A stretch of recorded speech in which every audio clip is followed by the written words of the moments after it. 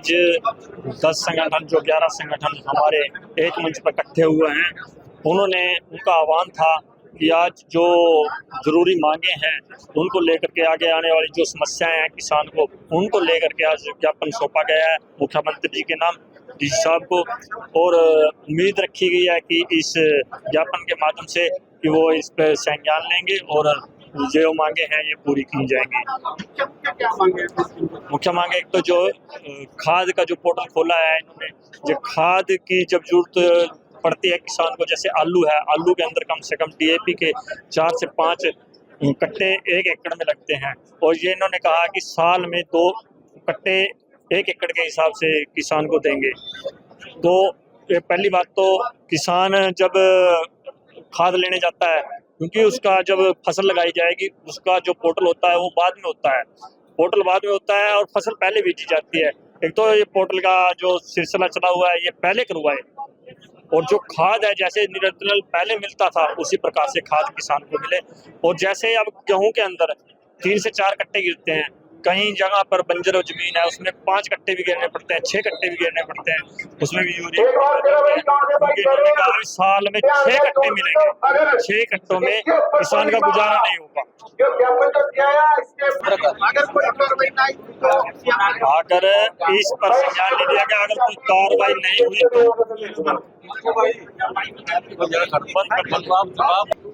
क्या कहेंगे अगर कोई कार्रवाई ना हो?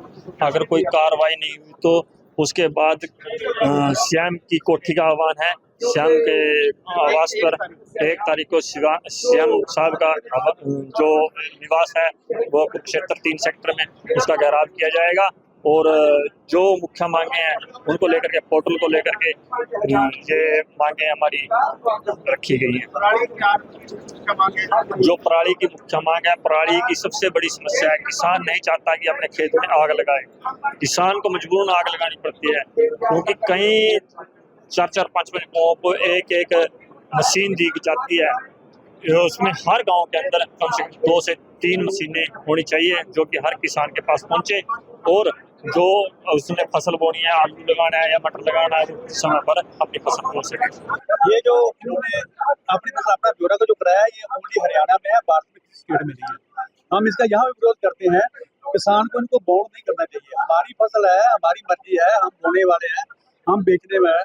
सरकार को हमारी मत करने की बजाय किसान को हमारे का शोषण हो रहा है, ये शोषण का तरीका है अपनी फसल अपना बोरा कराना, इसलिए हम इसका विरोध भी करते हैं। और जो हमने डिमांडें आज मांग पत्र दिया, अगर सरकार नहीं करती तो हम CM PM सबके दरवाजे को घेरेंगे और अपनी मांग बनवाएंगे। देखिए, आज हरियाणा किसान मजदूर संघर्ष मोर्चा के आह्वान पर पूरे प्रदेश में यह कॉल दी गई थी कि DCs को जिला मुख्यालयों पर प्रदर्शन करके ज्ञापन सौंपा जाएगा मुख्यमंत्री के नाम, और जो किसानों की लंबित मांगे हैं उनकी मांग की जाएगी पूरा करने की। उसी कड़ी में आज कुरुक्षेत्र जिले में भी आपने देखा सैकड़ों किसान इकट्ठे हुए थे, और CTM साहब ने DC की गैर मौजूदगी में ज्ञापन लिया है, और उन्होंने भी आश्वस्त किया है कि मुख्यमंत्री तक हमारी बात पहुंचा देंगे। जिस ज्ञापन के माध्यम से किसानों ने मांगे की है कि एक तो जो धान की सरकारी खरीद है वो 15 सितंबर से की जाए, क्योंकि सरकार कहती है 15 जून से धान लगाइए। हमने सरकार के कहने पे 15 जून को धान लगाया, जो बीज सरकार की यूनिवर्सिटी ने तैयार करके दिया वो लगाया, 90 दिन में तैयार होने वाला, वो 15 सितंबर को तैयार हो जाएगा, लेकिन सरकार कहती है कि 1 अक्टूबर से खरीदेंगे। जब बेचनी किसान को, खरीदनी सरकार को, फिर देरी किस बात की, किसान क्यों तंग हो? दूसरा, एक फिजी नामक वायरस ने अब की बार भयंकर तबाही मचाई है। आप पत्रकार साथियों ने कवरेज की है, किसानों को अपनी फसल खड़ी फसल नष्ट करनी पड़ रही है। तो सरकार से हमारी विनती है कि उसकी स्पेशल गिरदावरी करवा करके 60,000 रुपये प्रति एकड़ मुआवजा दिया जाए। और एक जो खाद पर पोर्टल सरकार लागू करने जा रही है, किसान इसे एक्सेप्ट बिल्कुल नहीं करेगा, क्योंकि पोर्टल के मुताबिक किसान खाद नहीं ले सकता, क्योंकि पोर्टल तो 1-1 महीना लेट होता है, और किसी किले के अंदर ज्यादा भी डालनी पड़ जाती है। मान लीजिए कोई बरसात का मौसम है, स्ट्रेस ले गई या कलर है, हल्का खेत है, तो फिर उसको किसान को हमें डर है कि जो खाद है वो बिना सब्सिडी के मिलेगी, क्योंकि हमारे देखने में आया है जब फसल का पोर्टल हमारे पास नहीं होता तो वो फसल हमारी MSP पे कट लगा के बिकती है। तो सरकार से ये तमाम हमारी मांगे हैं। अगर सरकार इस मांगों को हमारी गंभीरता से नहीं लेती है तो पूरे प्रदेश के किसान हरियाणा किसान मजदूर संघर्ष मोर्चा के बैनर तले 1 सितंबर को कुरुक्षेत्र में जुटेंगे और मुख्यमंत्री जी की कोठी के बाहर घेराव करके वहां पे धरना देंगे। आग लगाने का मुद्दा उठा है जी, देखिए, जो आग लगाने का मुद्दा है, मैं ये क्लियर कर देना चाहता हूँ, कोई भी किसान खुशी से जानबूझ के आग लगाना नहीं चाहता। जो क्रॉप रेजिड्यू मैनेजमेंट स्कीम है वो फेल हो चुकी है, सरकार 25-25 गांवों के ऊपर एक बैलर मशीन देती है सिर्फ, जिस कारण किसानों की गांठ और पराली समय पर नहीं उठ पाती। वरना किसान तो ये चाहता है कि वो कोई उठा के ले जाए, वेट भी करता है, लेकिन जब खेत खाली नहीं होता, आलू की बिजाई करनी है, सरसों की करनी है, तो मजबूरी में आग लगानी पड़ती है। हम सरकार से विनती करते हैं कि एक तो सुप्रीम कोर्ट के जो दिशा निर्देश है उनको माने, 200 रुपये प्रति क्विंटल पराली पर बोनस दे, ताकि किसान उनका खेत में ही खात्मा कर पाए। और जो बैलर की मशीनें हैं वो हर गांव में एकड़ के हिसाब से 1, 2 या 3 उपलब्ध करवाए, ताकि तुरंत पराली की गांठ होने और तुरंत वो उठ जाए, तो किसान आग नहीं लगाएगा।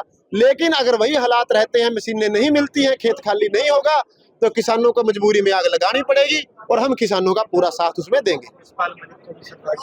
जी देखिए, आज माननीय सतपाल मलिक जी का कुछ दिन पहले जो देहांत हो गया है, ये किसान समाज के लिए एक अपूरणीय क्षति है।